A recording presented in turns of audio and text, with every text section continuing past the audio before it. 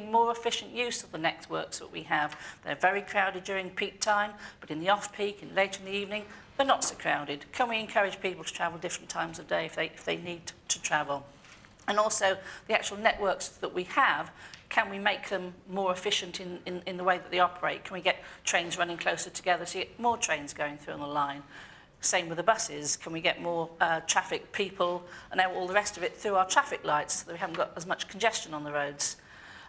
Providing further public transport capacity is a key part of the Mayor's transport strategy, and key things such as upgrading the tube, building Crossrail, a whole host of other things. They're things we want to try and hold on to. Big improvements that will affect West London will be Crossrail, although not directly here, depending on whether or not we get a station up near Kensal Green or Old Oak Common. But the tube upgrades and the Crossrail improvements will actually bring a 30% increase in public transport across London. That's a massive increase. But if they don't happen, we'll see a decrease because the tubes are unreliable and you'll get less capacity.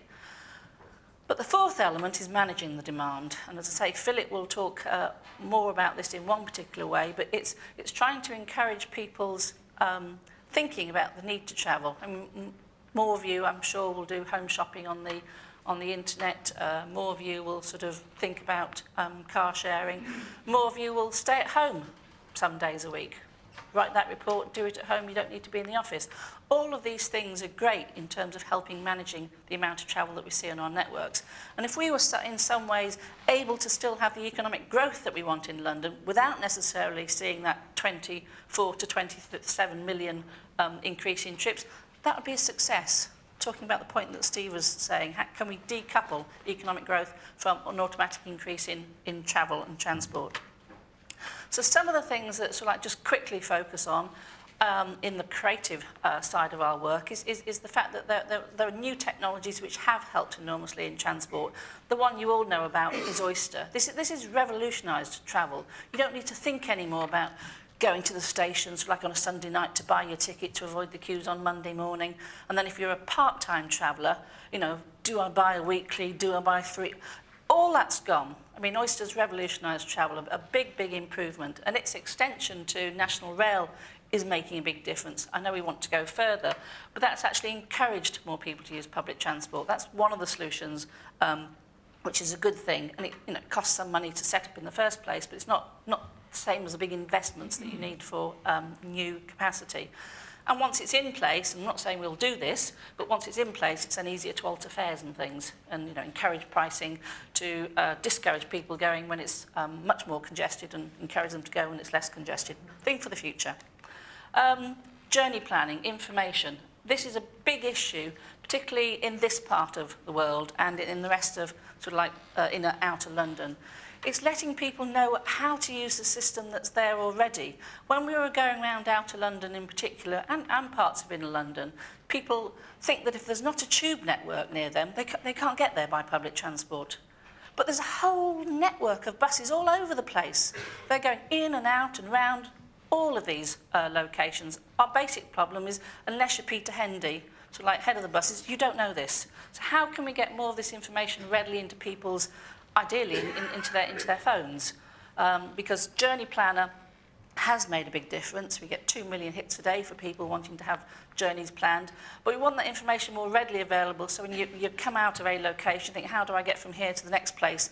You don't need to be on a computer, necessarily an office doing it. You want to say, right, I want to catch a bus from here to there. Which bus do I catch? Where's the bus stop? And how long is it going to take?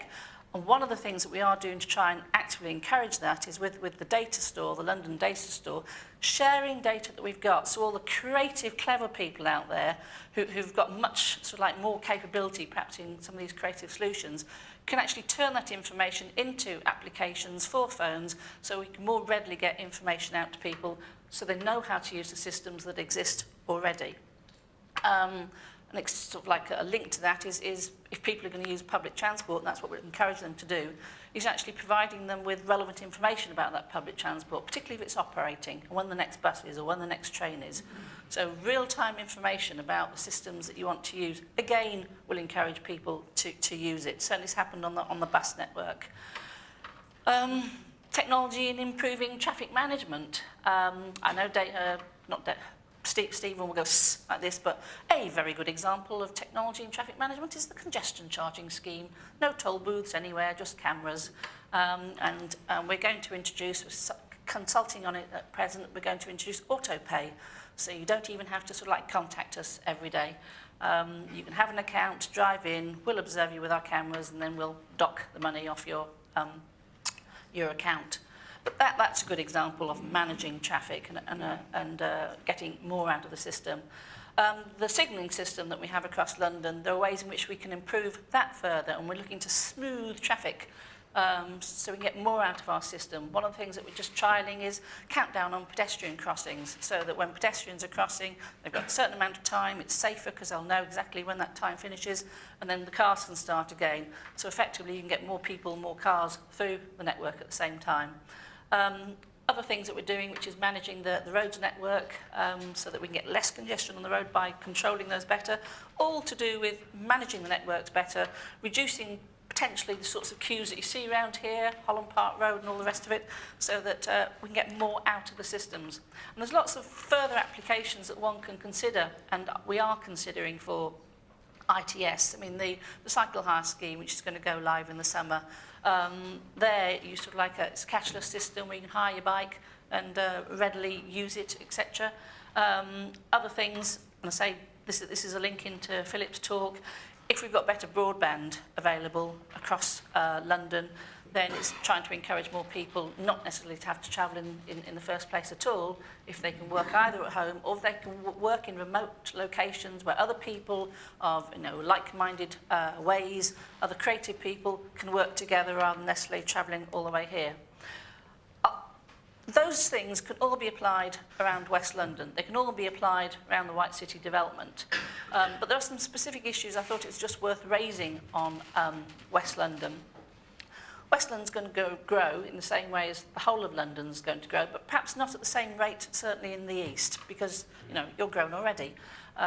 So the potential for growth is not as large, but certainly there will be population growth of 10% and employment growth of 6%. You're going to see some huge investments in West London, as I said earlier, with Crossrail and with rail improvements. And you need more doing in West London to try and discourage some of the car ownership, because it's much higher in West London than it is in other parts of London. Heathrow is obviously vital to West London and serving these areas, and one thing that will have a profound effect on this site and on West London generally will be HS2, High Speed 2. That comes along, that there's a desire to have a new interchange at Old Oak Common, which is just up the road from here, and if that happens, one's got to sort of break into that land so it's not trapped in the same way as it is at present, and that will provide sort of a really, really excellent transport interchange to enable people to come from all over the place to here, as well as to get to Heathrow and Birmingham and Paris and beyond. And strategic interchanges and the role of interchange across the network is another key thing that matters in London. Because as Will says, we're not just going to have lots of new systems or new public transport links. We need to make the most of the ones that we've got, and one way of doing that is improving the interchange. But in West London, as you can see, car dominates. The big blob in the middle is trips made totally in West London, and cars dominant, and then trips made to other parts of London. This is all part of some sub-regional planning that we're doing, looking at travel across each of the 5 sub-regions, and I'm happy to talk to anybody if they want more information about what we're doing in the West. But the sorts of challenges that we face are trying to improve the linkages north-south in particular across West London, getting to places that people regard as key, as well as some of those east-west corridors which we've more traditionally served. And we can do that with all the ITS solutions, as well as some public transport capacity improvements, and if some of you stay home a little more. Thank you. Thank you very much.